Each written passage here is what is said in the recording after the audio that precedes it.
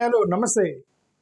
'Kerala story 2' cinema review ఆహ్, అంటే నేను ఆన్‌లైన్‌లో చదివితే సరే ఎనివే ఇప్పుడు ఇలాంటి సినిమాలు రిలీజ్ చేశారంటే ఒక జడ్జి చూసి పర్మిషన్ ఇచ్చాడు రిలీజ్ చేసుకోమని. అంటే డైరెక్టర్‌కి ఆర్టిస్టిక్ ఫ్రీడమ్ ఉంటుంది. డైరెక్టర్ దేని మీదైనా సినిమాలు తీసుకోవచ్చు. ఇప్పుడు ఏంది 'సమరసింహారెడ్డి', 'వీరసింహారెడ్డి', ఆ రెడ్డి అని రెడ్ల మీద తీశారు. అలాగే చౌదరీల మీద తీశారు. వీళ్ళు ముస్లిమ్స్ మీద తీశారు. ఓకే. సరే ఏదైనా వాళ్ళకి ఆ ఫ్రీడమ్ ఉంటుంది. డైరెక్టర్ ఎలాంటి మూవీ తీసుకోవాలనేది they will have fundamental right. But we know the intention behind. Directors ఏది వీళ్ళు సినిమాలు తీయటానికి సినిమాలు తీయట్లేదు. ఒక నెరేషన్ని ప్రజల్లోకి చొప్పించడానికి తీసిన సినిమాలు వేరు. 'బాహుబలి' ఇప్పుడు మా రాజమౌళి లాంటి వాళ్ళు 'బాహుబలి' ఇట్లాంటి సినిమాలు తీసి వాళ్ళు మూవీ ఇండస్ట్రీలో డైరెక్టర్లు వాళ్ళు ఎవరిని టార్గెట్ చేయరు. ఒక కథ రాసుకొని వాళ్ళు కమర్షియల్గా సినిమాల్లో చేస్తారు. కమర్షియల్ మూవీస్ అవి ఎవరిని టార్గెట్ చేయరు. కొన్ని స్పెసిఫికల్గా ప్రజల యొక్క మైండ్ మార్చటానికే సినిమాలు తీస్తారు. రాజకీయంలోకి రాబోయే ముందు చిరంజీవి ఒక సినిమా తీసినట్టుగా ఇప్పుడు విజయ్ సినిమాకి రాజకీయాల్లో రాబోయే ముందు ఒక సినిమా తీసుకొని ప్రజల్ని ఒక మైండ్ సెట్ని మార్పిచ్చి, అంటే అది టార్గెటెడ్గా తీసిన సినిమాలు. ఇప్పుడు ఇలాగే ఇవన్నీ communal targeted movies. Okay, commercial movies కాదు. వాళ్ళకి పొలిటికల్ ఎజెండా బిహైండ్ ఒక కమ్యూనల్ ఎజెండా ఉంటుంది. సో ఎజెండాతో తీసిన సినిమాలు ఇవే. But still they have freedom to make the movies. But ఇక్కడ నా అబ్జెక్షన్ ఏంటంటే సినిమాలో ఒక స్టోరీ, ఒక సీన్ ఉంది. ఆ సీన్ ఏంటంటే ఆ దళిత అమ్మాయిల్ని మీరు కన్వర్ట్ చేస్తే, అంటే ఈ ఎంటైర్ స్టోరీ ఏంది, ముగ్గురు అమ్మాయిల చుట్టూ తిరిగిద్ది. ఒక అమ్మాయి కేరళ అమ్మాయి, ఇంకొక అమ్మాయి ఎక్కడో ఉత్తరప్రదేశ్లోనే, ఇంకొక అమ్మాయి ఎక్కడో ఉండేది మధ్యప్రదేశ్, గుజరాత్ ఎక్కడో. ఓకే రైట్, ముగ్గురు అమ్మాయిలు సెలెక్ట్ చేశారు. 3 స్టోరీలు పెట్టారు. ఈ 3 స్టోరీల్లో ఒక దళిత అమ్మాయిని కూడా పెట్టారు నార్త్ ఇండియాలో. సో ఇట్లా అన్ఫార్చునేట్లీ ఏంటంటే కేరళ అమ్మాయిని బలవంతంగా బీఫ్ తినిపించినట్టు చూపించారు. యాక్చువల్గా కేరళలో చాలామంది హిందువులు కూడా బీఫ్ తింటారు. అది వాళ్ళ food style. Kerala, north east అవన్నీ కూడా ఈజీగా తినేస్తారు. సరే anyway let is not going to the movie scene. నేను అల్టిమేట్గా ఆ సీన్ ఏంటంటే దళిత అమ్మాయిని కన్వర్ట్ చేస్తే 6 లక్షలు, బ్రాహ్మణ అమ్మాయిని కన్వర్ట్ చేస్తే 12 లక్షలు అని సీన్ పెట్టాడని ఆన్లైన్లో చూసే. ఉందా లేదా నాకు తెలియదు, నేను చూడలే సినిమాని. ఓకే, డైరెక్ట్గా ఉందా ఇండైరెక్ట్గా ఉందా తెలియదు. But there is a review on that. ఇది ఎక్కడి నుంచి వచ్చింది రివ్యూ అని అంటే, గతంలో అసలు సోషల్ మీడియాలో వాట్సాప్లో తిప్పారట ఏమని, ఇదిగో ఇలా ట్రాప్ చేస్తారు, దళిత అమ్మాయిని కన్వర్ట్ చేస్తే 6 లక్షలు, బ్రాహ్మణ అమ్మాయిని కన్వర్ట్ చేస్తే 12 లక్షలు అని ట్యాగ్ పెట్టారు. అంటే ఇక్కడ నాకు వచ్చిన ప్రశ్న ఏంటంటే, ఒక దళిత అమ్మాయికి మీరు ట్రాప్ చేస్తే 6 లక్షలు, బ్రాహ్మణ అమ్మాయిని ట్రాప్ చేస్తే 12 లక్షలు ఎందుకు అన్నది ఇక్కడ ఒక పెద్ద డౌట్ వచ్చింది. కూరగాయల మార్కెట్లోకి వెళ్ళి ఫైన్ టమాటాలు కొంటే మీకు 12 రూపాయలు, అదే కులిపోయిన టమాటాలు కొంటే 6 రూపాయలు అని చెప్పారు అనుకోండి. అంటే ఇప్పుడు ఈ దళిత అమ్మాయిలని 6 లక్షలు ఎందుకు పెట్టారు అంటే ట్రాప్ చేయమని ఇట్లా ఎందుకు? దెన్ ఒకవేళ సమాజంలో ఉంది అనుకోండి, then how do you expose that in the movies? దాన్ని తీసుకొచ్చి సీవీ మూవీస్లో మీరు సినిమాలుగా పెడితే వాట్సాప్లో తిప్పుతుంటే అది దళిత అమ్మాయిలకి 6 లక్షల రూపాయలు, బ్రాహ్మణ అమ్మాయిలకి 12 లక్షల రూపాయలు ట్రాప్ చేస్తే అని చెప్పేసి వాళ్ళు ఇస్లాంలో టెర్రరిస్టులు పెట్టుకున్న కోడులు అని చెప్పి పెట్టుకున్నారు అని అంటే, then why do you spread that on the social media? That will increase more caste hierarchy, right? అంటే the less value commodity, Dalit అమ్మాయికి తక్కువ వాల్యూ, బ్రాహ్మణ అమ్మాయికి ఎక్కువ వాల్యూ అని చెప్పినట్టు కదా, అవునా? So that reinforces caste hierarchy. డైరెక్టర్లు చాలా జాగ్రత్తగా సినిమాలు తీయాలి ఇలాంటి సినిమాలు తీసేటప్పుడు. ఎందుకు కమోడిటీసా వాల్యూ పెడతానికి, వీలైతే ఎంత వాళ్ళు ఏమన్నా టమాటాలు వీలైతే దానికి ధర పెట్టడానికి. సోషల్ స్టిగ్మాని సినిమాల్లోకి తీసుకొచ్చేటప్పుడు చాలా జాగ్రత్తగా, ఎస్పెషల్లీ డీహ్యూమనైజింగ్ దళిత్ ఉమెన్ చాలా కేర్ఫుల్గా ఉండాలి. వాళ్ళకి చట్టాలు ఉంటాయి, ఎస్సీ ఎస్టీ చట్టాలు ఇవన్నీ. బట్ సొసైటీలో లేవంటే ఉంది, ఎందుకు లేదు? సొసైటీలో జెండరు అంతా ఉంది. ఓకే, ఒక అమ్మాయికి ఒక కట్నం, ఇంకొక అమ్మాయి అయితే ఇంకొక కట్నం, తేడాలు ఉన్నాయి. సొసైటీలో ఉంది అది. బట్ దాన్ని నువ్వు పబ్లిక్గా మీడియం ముందుకి తీసుకురాకూడదు, సినిమాలోకి తీసుకురాకూడదు కదా. ఎథికల్ రెస్పాన్సిబిలిటీ, ఫిల్మ్ మేకర్స్ కూడా ఎథికల్ రెస్పాన్సిబిలిటీ. ప్రతిసారి కమ్యూనల్గా టెన్షన్ లేపటమే మన ఎజెండా పెట్టుకోకూడదు. ఎథికల్ రెస్పాన్సిబిలిటీ ఉండాలి కదా, సోషల్ రెస్పాన్సిబిలిటీ కూడా ఉండాలి కదా, సెన్సిటివ్ ఇష్యూస్ క్యాస్ట్ ఇట్లాంటివి హ్యాండిల్ చేసేటప్పుడు జాగ్రత్తగా హ్యాండిల్ చేయాలి కదా అనేది నా ఉద్దేశం. అతను ఆ సీన్ పెట్టడం అనేది కరెక్ట్ కాదంటున్నా. ఏమని, దళిత అమ్మాయిని ట్రాప్ చేస్తే 6 లక్షలు, బ్రాహ్మణ అమ్మాయిని కన్వర్ట్ చేస్తే 12 లక్షల రూపాయలని సోషల్ మీడియాలో తిరుగుతున్న ఒక పోస్ట్ ఏంటంటే డైరెక్ట్గా ఇండైరెక్ట్గా ఏదో చెప్పాడట మూవీలో. ఓకే, మరోవర్ ఆ సినిమాలో కూడా ఎంటైర్ అంటే ముస్లిం ఫ్యామిలీ మొత్తం, అంటే ఒక అబ్బాయి ట్రాప్ చేస్తాడట. ఒక అబ్బాయి ట్రాప్ చేస్తే అబ్బాయి ఇంటికి తీసుకెళ్తే అక్కడ వాళ్ళ అమ్మ కోఆపరేట్ చేస్తే, అన్న కోఆపరేట్ చేస్తే, అంటే ఫ్యామిలీ ప్యాకేజ్, ఫ్యామిలీ దుర్మార్గుల్లాగా చూపించడం కరెక్ట్ కాదు. Family entire family terrorist family అన్నట్టుగా చూపించడం కూడా కరెక్ట్ కాదు కదా. ముస్లిం ఫ్యామిలీలో కూడా ఎవడో ఒక టెర్రరిస్ట్గా మారాడంటే వాళ్ళలో అమ్మో నాన్నో అక్కో చెల్లో ఎవరో ఒకరు వ్యతిరేకిస్తారు దాన్ని, నువ్వు తప్పు చేస్తున్నావురా అని. ఈ యాంగిల్ మొత్తం ఎత్తేసి ఈ యొక్క ఫ్యామిలీస్లో ఒక ఫ్యామిలీయే ఒక దుర్మార్గుల అసలు ముస్లిం ఫ్యామిలీయే ఒక దుర్మార్గుల ఫ్యామిలీగా చూపించి, అబ్బాయి ట్రాప్ చేస్తే, అమ్మ హెరాస్ చేస్తే అమ్మాయిని, నాన్న అమ్మేస్తే, తమ్ముడు టార్చర్ పెడితే, అంటే ఫ్యామిలీగా మొత్తం కలిసి టార్చర్ పెట్టారని చెప్పి సినిమా తీయటం కూడా అది కరెక్ట్ కాదు కదా. అది it will never be right. ఒకవేళ నిజంగా టెర్రరిస్ట్లకి అట్రాక్ట్ అయినట్టు కొంతమంది ముస్లిం పిల్లలు ఉన్నారనుకోండి, వాడు వెళ్తాడు, వాడు ఒక్కడే దుర్మార్గుడు మారుతుంది, ఫ్యామిలీ మొత్తం మారుతుంది కదా. ఓకే, ఫ్యామిలీలో ఎవరో ఒకరు మంచి వాళ్ళు ఉంటారు కదా అనేది నా ఉద్దేశం.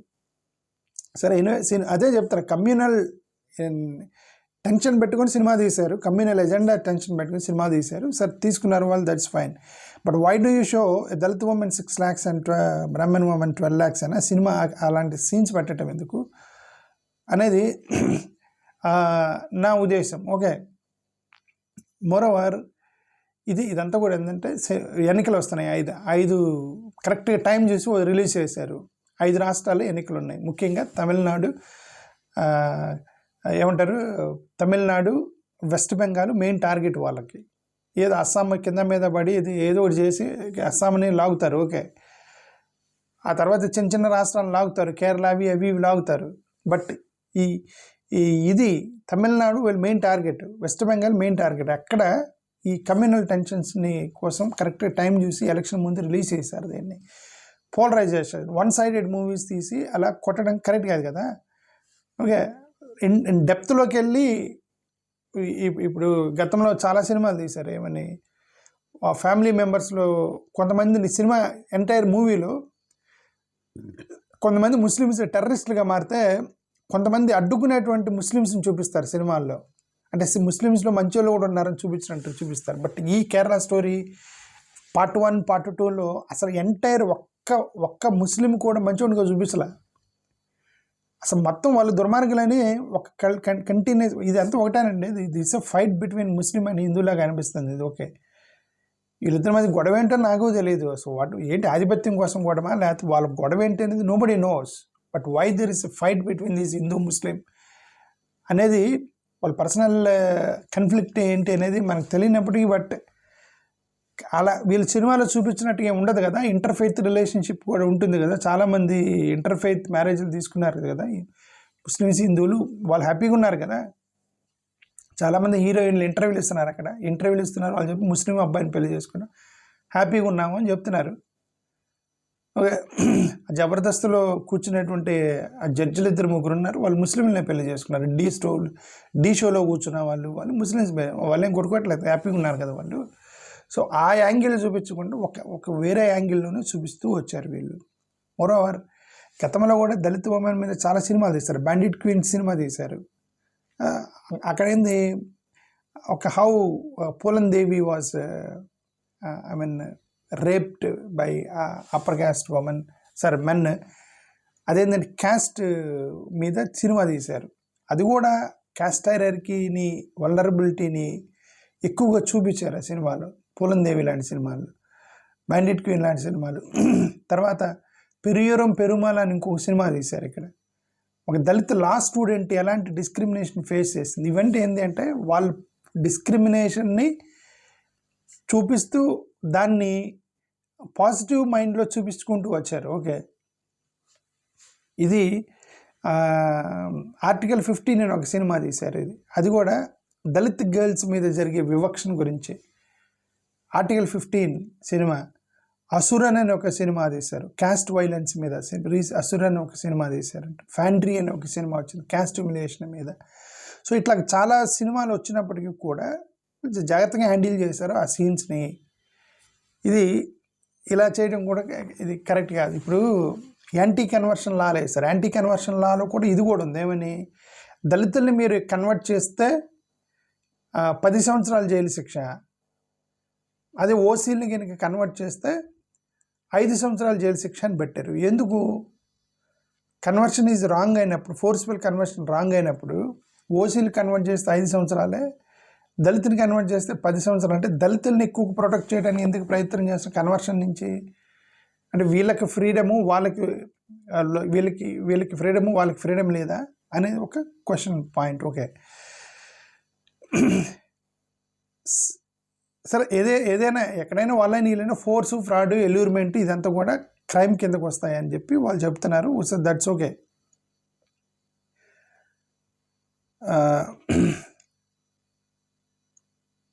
అయితే ఇక్కడ ఒక పాయింట్ ఉంది, ఫండమెంటల్గా ఈ పాయింట్ చెప్పదలుచుకున్నాను నేను. ఇదేంటంటే వీళ్ళు దళిత అమ్మాయిని కన్వర్ట్ చేస్తే 6 లక్షలు, బ్రాహ్మణ అమ్మాయిని కన్వర్ట్ చేస్తే 12 లక్షలు అన్నారు కదా.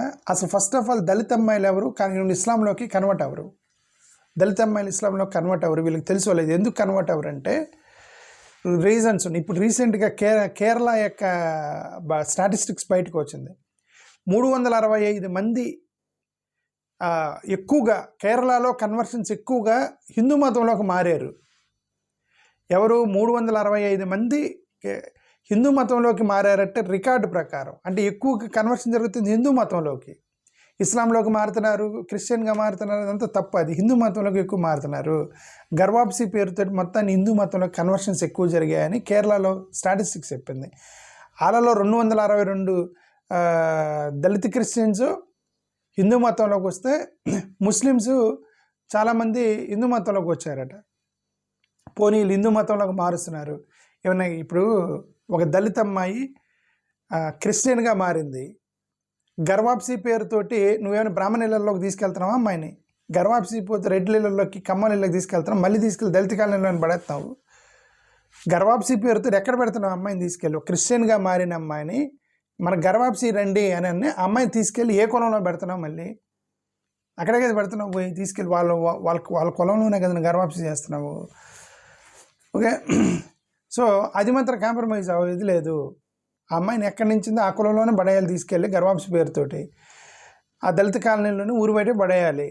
అది ఓకే. 365 మందిని కన్వర్ట్ చేస్తారని మరి ఎక్కువగా వాళ్ళైతే మరి కన్వర్షన్స్ అనేది రాంగ్ అని ఆ స్టాటిస్టిక్స్. ఇస్లాంకి 343 మంది ఇస్లాంకి కన్వర్ట్ అయితే వాళ్ళల్లో 276 మంది హిందువులు కన్వర్ట్ అయ్యారట, 67 మంది క్రిస్టియన్స్ కన్వర్ట్ అయ్యారట. వీళ్ళల్లో ఒక్కరు కూడా దళితులు లేరు. దళితులు ఎవరు కూడా ఇస్లాంలోకి కన్వర్ట్ అవ్వలేదు. ఈ 67 మంది క్రిస్టియన్స్ కూడా ఇస్లాంలోకి కన్వర్ట్ అయ్యారు. ఈ ఏంటంటే దుబాయ్ పోవటానికి అక్కడ ఇక్కడికి ఫేక్ మ్యారేజ్ సర్టిఫికేట్లు సృష్టించు. వీళ్ళలో చాలామంది ఉన్నారు ఏంటంటే ఇస్లాంలోకి కన్వర్ట్ అయ్యేవాళ్ళు ఫేక్ మ్యారేజ్ సర్టిఫికేట్లు పెట్టుకొని దుబాయ్కి వాటికి సెటిల్ అయిపోతారు ఆడిపోయి.